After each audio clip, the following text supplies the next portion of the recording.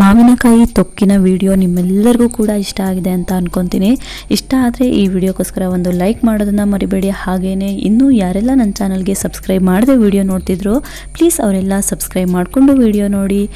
ಹಾಗೆಯೇ ಪಕ್ಕದಲ್ಲಿ ಇರುವಂತಹ ಬೆಲ್ ಐಕಾನನ್ನು ಕ್ಲಿಕ್ ಮಾಡಿ ನೋಟಿಫಿಕೇಷನನ್ನು ಆನ್ ಮಾಡಿಟ್ಕೊಂಡ್ರೆ ನಾನು ಯಾವುದೇ ವಿಡಿಯೋನ ಅಪ್ಲೋಡ್ ಮಾಡಿದ ತಕ್ಷಣ ನಿಮ್ಮ ಮೊಬೈಲ್ಗೆ ಡೈರೆಕ್ಟಾಗಿ ನೋಟಿಫಿಕೇಷನ್ ಬರುತ್ತೆ.